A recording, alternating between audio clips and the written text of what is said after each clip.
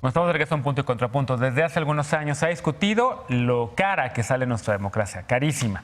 Más en este año, el presidente López Obrador ha insistido que tanto el Instituto Nacional Electoral, el INE, como el sistema de partidos deben sumarse a la política de austeridad de este gobierno. Y de hecho, los morenistas ya tienen una propuesta de reforma electoral en ese sentido.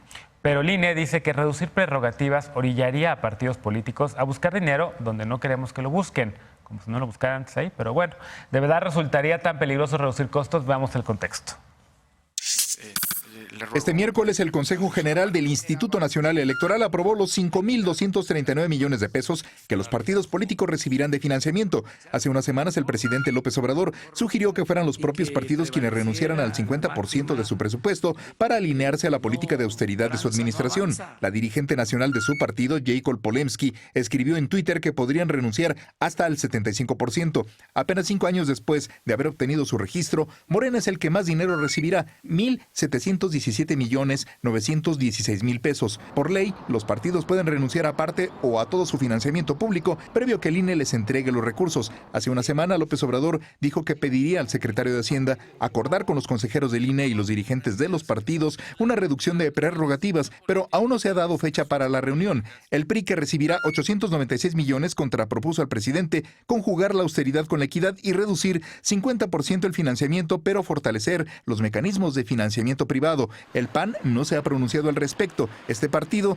que es la segunda fuerza electoral, tendrá 950 millones de pesos en el 2020. Este miércoles, el consejero presidente del INE, Lorenzo Córdoba, señaló que el modelo de financiamiento público ofrece certeza y ha logrado impedir que intereses personales o de grupo distorsionen la competencia, pero los críticos han señalado que es un precio muy alto. El sistema de financiamiento se creó en 1996 con 500 millones de pesos para promover equidad en la contienda y hoy rebasa los 5,000 millones. Este financiamiento prevé dos escenarios para el 2020. El primero considera dividir el monto entre los partidos políticos nacionales con registro y el segundo plantea que se otorguen nuevos registros una vez que se tenga certeza de su número. Se redistribuirá la cifra reservada para el segundo semestre a todos los partidos políticos nacionales según lo marcado en la Constitución, 30% de forma igualitaria y 70% proporcional a la votación obtenida. En marzo pasado, diputados de Morena propusieron una reforma electoral para reducir hasta 50% el financiamiento público a los partidos políticos que se espera sea discutida el próximo periodo ordinario de sesiones. Punto y contrapunto.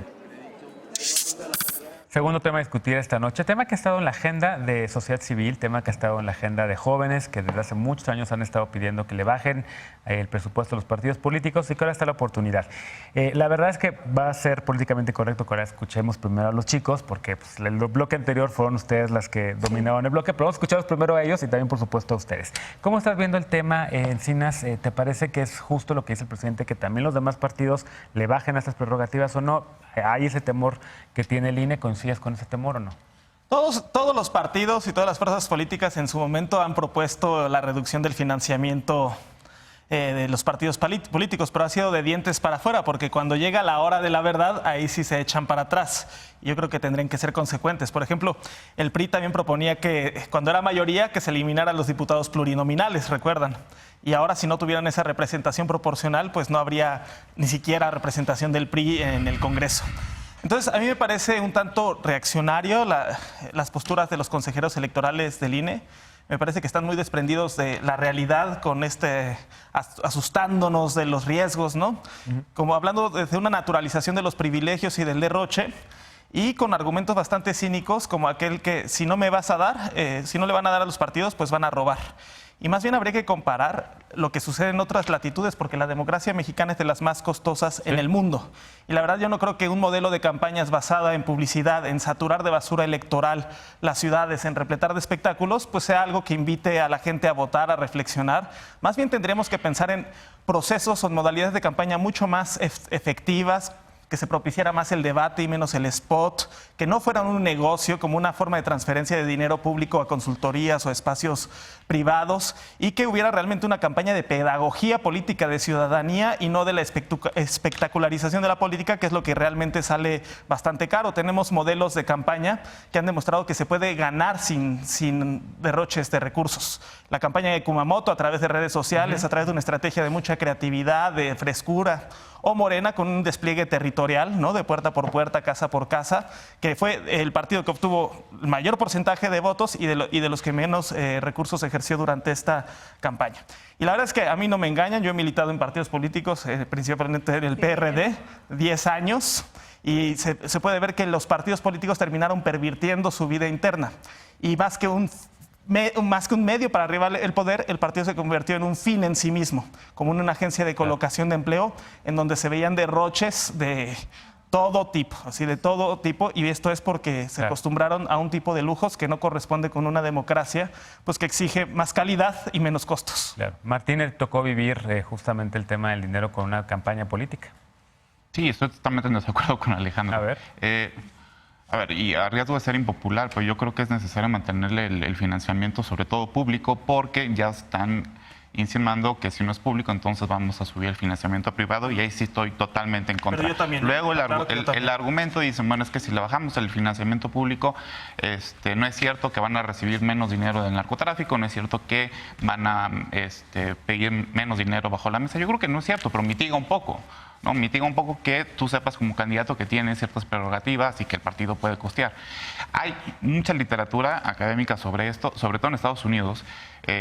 Había una decisión de la Suprema Corte que es muy famosa, que se llamaba la decisión en el caso de Buckley, donde dijo, a ver, el dinero distorsiona la representación, ¿no? Distorsiona la relación entre representante y representado, por lo tanto, ¿no? Las corporaciones no pueden meter dinero privado a las campañas. Esa es una prohibición que se mantuvo hasta 2002 con el caso famosísimo de Citizens United, donde el juez Kennedy, que es un juez conservador, dijo, las corporaciones pueden meter la lana que sea a todas las personas morales que tienen derechos humanos, están la libre expresión, que es la primera enmienda, perdón, y pueden hacerlo bajo esa protección del discurso y pueden meter el dinero que sea.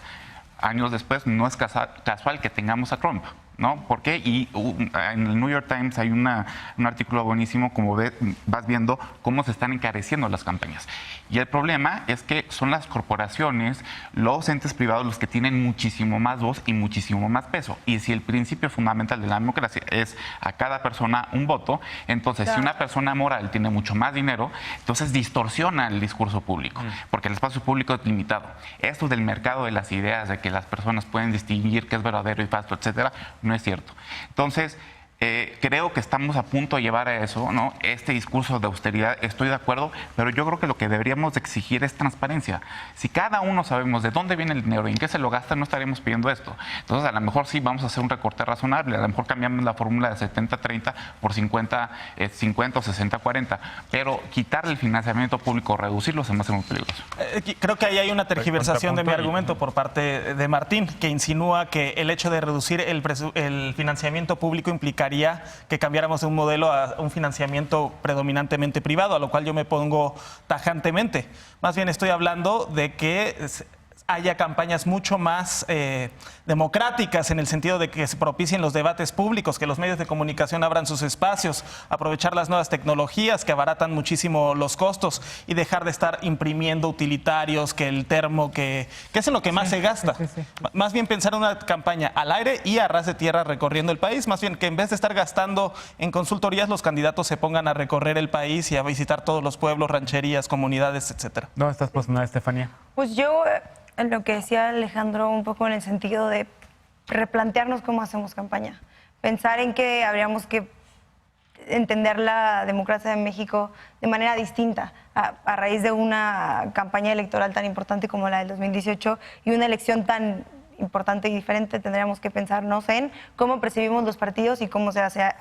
Hay mucho, digamos, dimes y diretes entre los partidos y está muy desvirtuada la idea de la democracia partidista en México, y también tendríamos que abonar a reconstruir eso, quizá con esta idea de ya no van a gastar tanto, porque es algo que a la ciudadanía sin duda le duele mucho.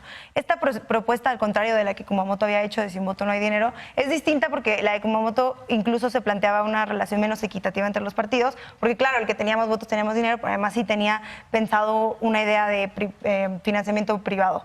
Y creo que no va por ahí esta propuesta. Menos dinero para todos los partidos implica una manera de hacer política y de hacer campaña más equitativa y sobre todo pues a ras de piso, y eso es más importante para los partidos que son oposición ahorita. O sea, creo que los partidos importantes, o los partidos que deberían estar interesadas en esto, son los partidos que están pensando en construir una ruta mucho más grande en un periodo de 20 años, ¿no? Los que quieren venir ahora pensando que ya no van a tener que competir con un partido que tiene muchos millones de pesos, sino que puede entenderse como una manera de hacer política más cercana, y eso tendremos que transformar en México con una idea de un país mucho más austero, que en las campañas no se representa, como en la campaña de Peña Nieto vimos refrigeradores, estufas. Entonces no tendríamos que ir ahí. Ahora, sí creo también lo que dice Martín, planteémonos esto pensando también en que el INE, que es el policía de todo este tema, sea mucho más transparente, y que de la mano de tener menos financiamiento los partidos se comprometan plenamente a ser muchísimo más transparentes en todo lo que hacen,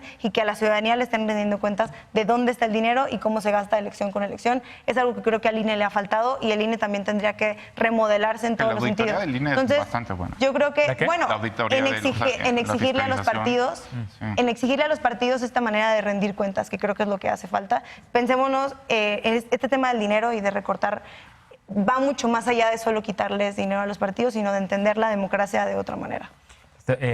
Ana. Yo estoy en contra. A mí me parece que el financiamiento público para los partidos es necesario porque fortalece la democracia. De hecho, a mí me gustaría que se empezara a explorar un poco el modelo estadounidense, donde podemos incrementar el porcentaje del recurso privado. Fíjense que nosotros desde Acción Nacional, lo que yo he estado leyendo, es que estamos completamente de acuerdo en que en este momento en la democracia mexicana estamos en la construcción de un régimen hegemónico donde la 4T y Morena tienen a 32 superdelegados con recursos económicos operando en todo el país. Tienen 9 programas sociales asistenciales que cubren 22 millones de personas, con lo que además del dinero del partido, Morena en este momento está operando con unos 100,000 millones de pesos de manera discrecional para estar convenciendo a los mexicanos de que ellos son la mejor opción. Entonces, el que ellos ahora vengan y digan que no es una propuesta nueva, que le van a quitar y le van a reducir el financiamiento a la oposición, pues es simplemente una manera de ahorcarnos. O sea, lo que ellos están esperando es que nosotros en el 2021 no contemos con los recursos suficientes para poder salir y luchar por nuestros ideales y el México en el que muchos mexicanos creen. O sea, Morena no es absoluto, eso es lo que he estado diciendo ya muchas veces. Nosotros, Acción Nacional, fue el único partido que en el 2017... por el tema del sismo, devolvió recursos. Y devolvió porque nos supimos adecuar a la realidad de los damnificados. Entonces, sí creemos que el que quiten los recursos públicos debilita la democracia, a las instituciones y a los contrapesos. Me parece que no es correcto. Y en todo caso, esta clase de... si vamos a evolucionar, me gustaría entonces que las campañas evolucionaran más, por ejemplo, en términos digitales. Yo también estoy completamente de acuerdo. Ahora, eso no es gratis, estoy también, sí, ya sé, pero estoy completamente de acuerdo en que los entregables que entregan los partidos no es exclusivo del PRI. O sea, todos los partidos regalan cosas, todos compran votos, y todos los partidos regalan despensas el día de la elección.